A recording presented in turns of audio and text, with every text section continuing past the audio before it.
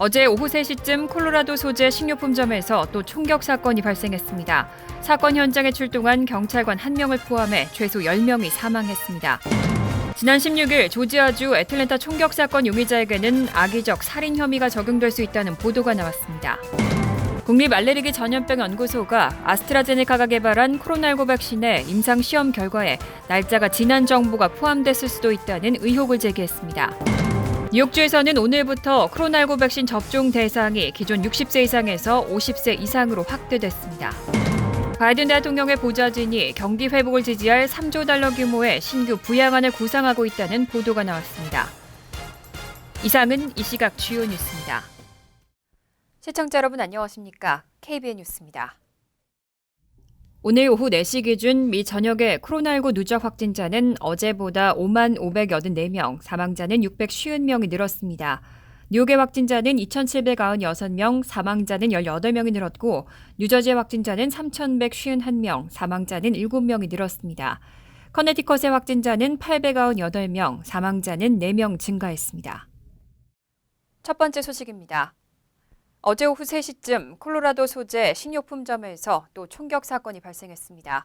사건 현장에 출동한 경찰관 1명을 포함해 최소 10명이 사망했습니다. 수사당국은 현장에서 용의자 1명을 체포해 조사 중입니다. 22일 오후 3시 전후 콜로라도 볼더 소재 킹스퍼스 식료품점에서 총격 사건이 발생했습니다. 사건 신고 직후 현지 경찰당국과 인근 지역 보안관실 특수기동대가 지원 출동했고 연방수사국 덴버 지부 요원들도 현장에 투입됐습니다.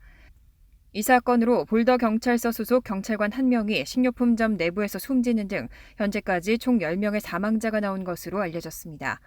총격은 식료품점 내부에서 발생했고 목격자들은 당시 고객들이 서로 등을 떠밀며 가게에서 뛰어나오는 모습을 봤다고 진술했습니다.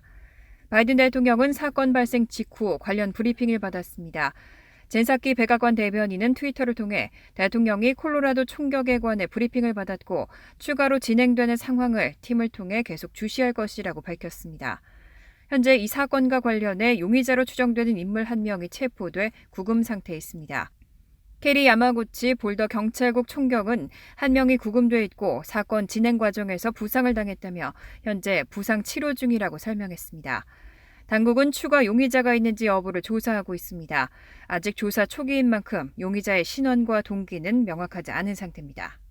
총기를 난사한 범인의 신상은 21세 남성 아마드 알리사로 밝혀졌고 알리사에게는 처벌이 가장 무거운 1급 살인 혐의가 적용됐습니다.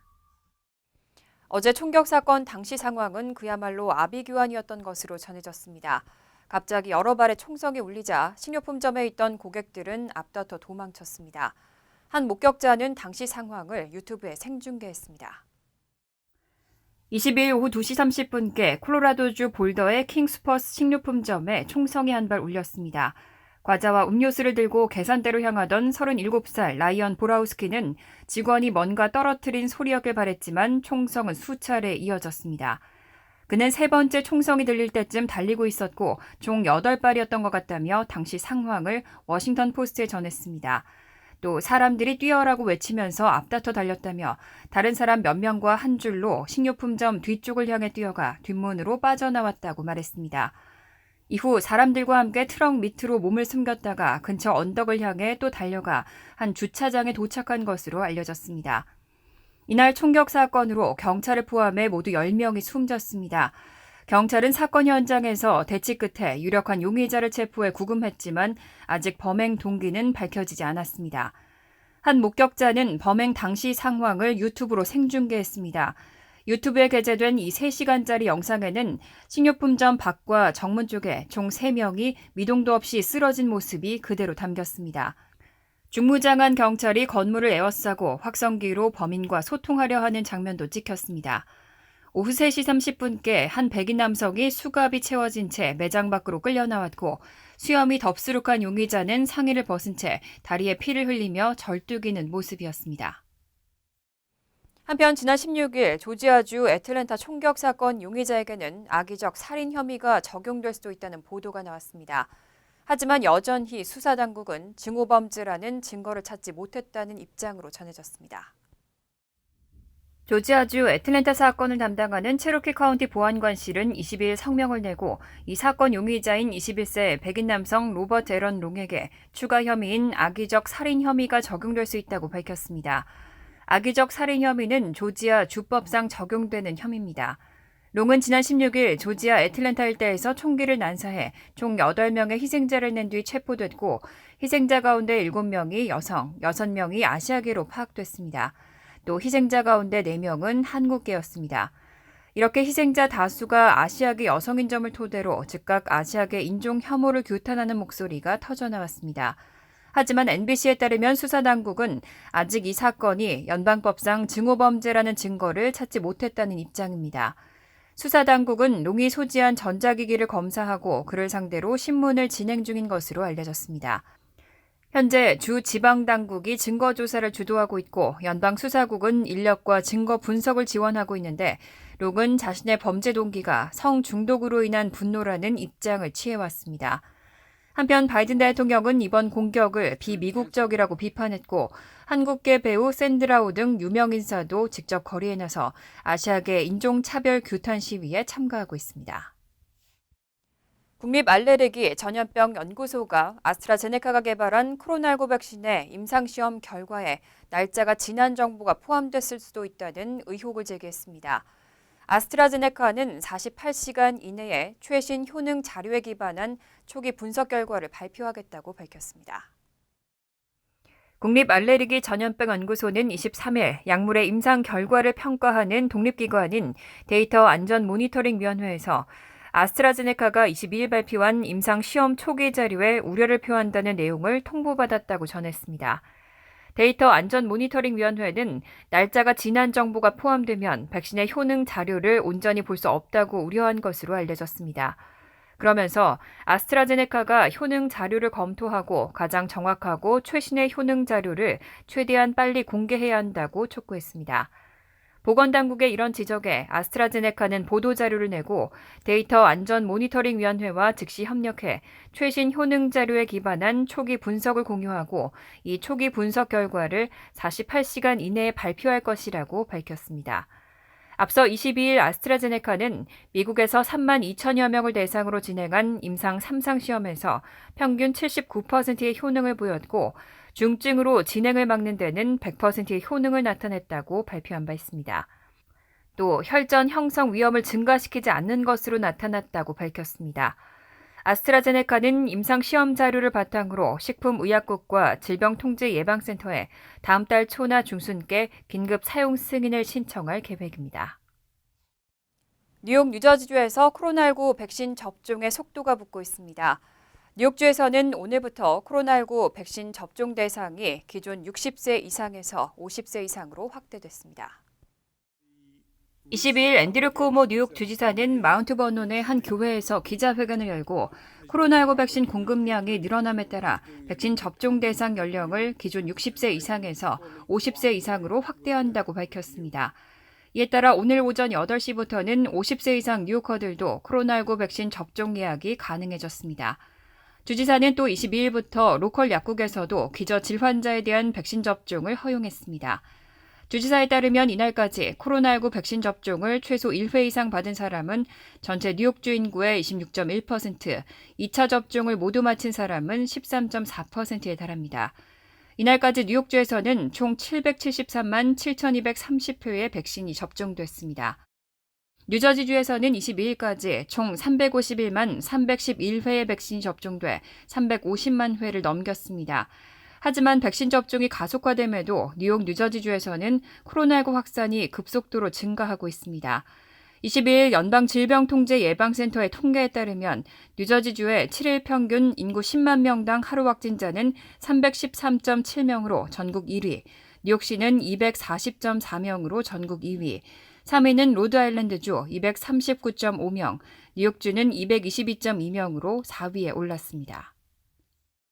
뉴욕시 공립학교가 내일부터 4월 7일까지 대면 수업 신청을 받습니다.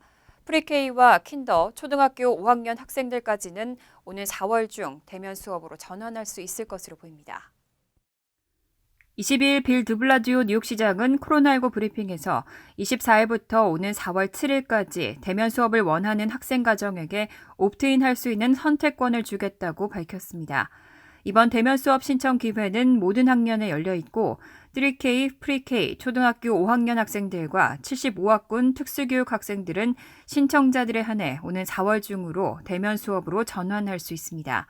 하지만 중고등학교 학생들은 이 기간 동안 대면 수업 전환을 신청하더라도 언제부터 전환이 가능할지는 확정되지 않았습니다.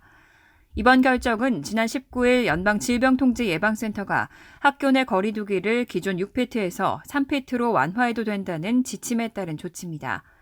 한편 22일 뉴욕시 공립고등학교 488곳은 4개월 만에 등교 및 대면 수업을 재개했습니다. 시 교육국에 따르면 488곳 중 절반가량이 주 5일 전면 대면 수업을 제공하게 되고 나머지 절반은 대면 수업과 온라인 수업을 병행하는 하이브리드 수업을 진행하게 됩니다. 이에 따라 전체 고등학생의 약 20%인 5만 5천여 명이 등교를 재개한 것으로 알려졌습니다. 한편 드블라주 시장은 지난해 코로나19로 중단됐던 저소득층 고교생과 대학생들을 위한 취업 준비 프로그램, 서머 유스 취업 프로그램을 재개하기 위해 22일부터 오는 4월 23일까지 신청을 받는다고 밝혔습니다. 바이든 대통령의 보좌진이 경기 회복을 지지할 3조 달러 규모의 신규 부양안을 구상하고 있다는 보도가 나왔습니다. 이 부양안에는 제조업 투자를 지원하고 인적 인프라를 지원하는 정책들이 담겼습니다. 뉴욕타임즈는 관련 문서와 소식통을 근거로 바이든 대통령의 보좌진이 총 3조 달러 규모의 별도 법안 2개를 이번 주 바이든 대통령에게 보고할 예정이라고 전했습니다.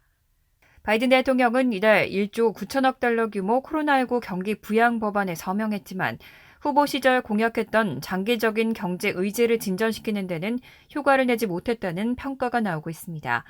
이에 따라 현재 백악관 내부에서 검토 중인 법안 패키지는 공격적인 지출을 바탕으로 바이든 대통령의 경제 공약을 실현하는 데 초점을 맞추고 있습니다. 첫 번째 법안은 제조업 투자를 지원하고 기후 변화에 대응해 탄소 배출을 줄인다는 목표를 제시했습니다.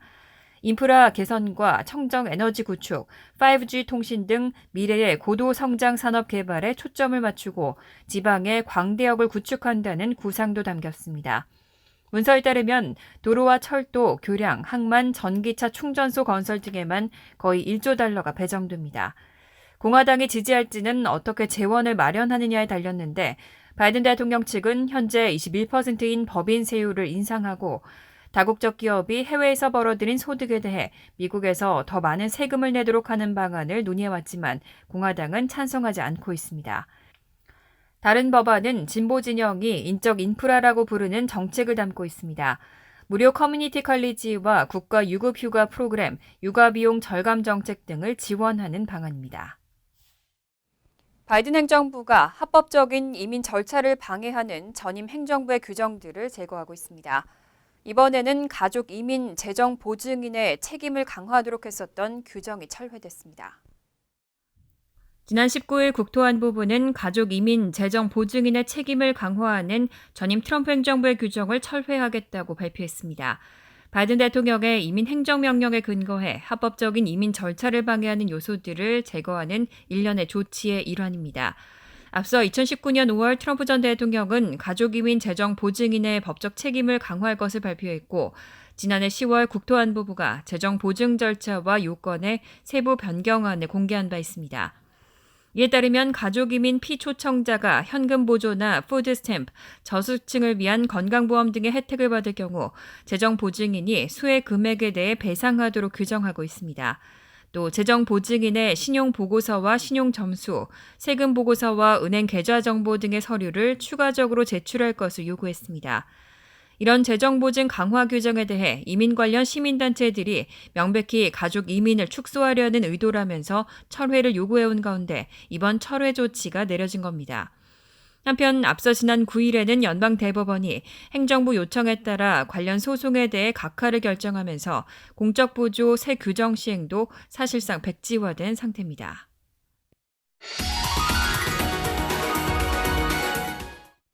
이어서 LA 지역 한인사회 소식입니다. 아시안 증오범죄를 규탄하는 집회가 확산되고 있습니다. 그런데 시위대를 겨냥한 혐오 범죄까지 발생했습니다. LA 카운티 셰리프국은 어제 정오쯤 다이아몬드바 지역에서 한 남성이 증오범죄 항의 시위대를 향해 차량을 몰고 돌진하는 사건이 발생했다고 밝혔습니다. 다행히 다친 사람은 없었지만 운전자가 시위대를 향해 욕설하고 중국을 비방하는 등 인종차별적 발언을 한 것으로 알려졌습니다. 경찰 당국은 이번 사건을 증오범죄로 보고 현재 수사에 착수한 상태입니다. 한편 연방 센서스국에 따르면 다이아몬드 바의 주민은 대부분 아시안으로 지역 전체에서 차지하는 비중이 58%에 달하는 것으로 추산됐습니다. LA 카운티의 코로나19 확진자 수가 계속해서 감소하고 있는데요. 감염자의 대부분은 50세 미만인 것으로 나타났습니다. LA 카운티 보건당국에 따르면 어제 신규 확진자는 하루 전보다 98명 줄어든 423명으로 집계됐으며 입원 환자와 중환자 수도 각각 감소한 것으로 확인됐습니다. 지난 20일 집계된 신규 확진자 521명 가운데 70% 이상이 50세 미만으로 나타났으며 사망자 56명 가운데 93%는 50세 이상으로 조사됐습니다. 바바라 페러 LA 카운티 보건국장은 많은 젊은 층이 다른 사람들과 어울리면서 자신도 모르게 취약계층에게 바이러스를 퍼뜨리고 있다고 설명했습니다. LA 카운티 당국은 현재 공급 제한으로 주당 30에서 35만 회분의 백신 접종을 시행하고 있습니다. 간추린 소식입니다. 펜실베니아주 노동산업국 부국장에 국장 특별보좌관으로 재직해온 한인 조 이 씨가 임명됐습니다. 톰 펜실베니아 주지사는 어제 이 특별보좌관이 주 역사상 아시안으로는 최초로 주 노동산업국 부국장으로 승진 임명됐다면서 이 부국장은 한인 이민자의 자랑스러운 아들이자 헌신적인 공무원이라며 축하 메시지를 전했습니다. 이 부국장은 연방국무부에서 첫 공직 생활을 시작한 이후 CIA 등을 거쳐 2019년부터 펜실베니아주 행정부에서 근무하고 있습니다. 필 머피 뉴저지 주지사는 어제 오는 6월 예비선거는 예전처럼 타운별로 투표소가 마련돼 유권자들이 기표기를 통해 투표하는 방식으로 치러질 것이라며 모든 유권자는 투표소 현장을 찾아 투표할 수 있게 될 것이라고 발표했습니다. 뉴저지는 지난해 코로나19의 확산 우려로 6월 예비선거와 11월 본선거가 모두 우편투표 중심으로 실시됐습니다. 하지만 코로나19 확산세가 꺾이면서 올해 선거는 다시 예전처럼 현장 투표 방식으로 치르기로 했습니다. 뉴욕 총영사관에 따르면 국가보훈처가 2021년 6월에 보훈급여급 등 지급과 관련해 보훈급여금 등을 수령하고 있는 사람 중 안내문을 수령하지 못한 경우는 신상신고서를 신고해야 합니다. 신고 대상은 국가유공자와 그 유족, 참전유공자, 구역제 후유 의증 환자 중 해외에서 보훈급여금 등을 수령하고 있는 경우입니다. 신상신고서는 국가보훈처 홈페이지 혹은 뉴욕 총영사관 홈페이지에서 출력해 작성한 후 관할 제외공간에 제출하면 됩니다. 한인 소외계층을 집중 지원하고 있는 20일 희망재단 후원에 뉴저지 한인 교회들이 함께했습니다. 지난 21일 뉴저지 팰리세이드 교회는 20일 희망재단에 35명의 1년 후원 회비에 해당하는 3,500달러를 전달했습니다. 담임 목사를 포함한 총 22명의 교인들이 후원 회원 가입 캠페인에 참여했습니다. 20일 희망재단은 1년 100달러의 연회비를 납부하는 후원 회원을 모집하고 있습니다.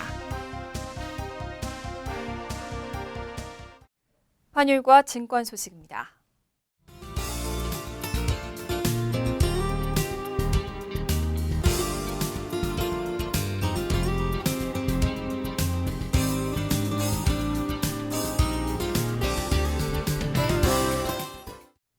이어서 날씨입니다. 수요일은 하루 종일 때때로 비가 이어지겠습니다. 낮 최고 기온은 56도, 섭씨 13도, 밤 최저 기온은 51도, 섭씨 11도로 예상됩니다. 목요일은 가끔 구름이 끼겠고 밤늦게는 소나기 오는 곳도 있겠습니다. 금요일은 종종 소나기가 내리다가 오후 늦게 개겠습니다. 이상으로 KBN 뉴스를 마칩니다. KBN과 함께 즐거운 저녁 되시기 바랍니다.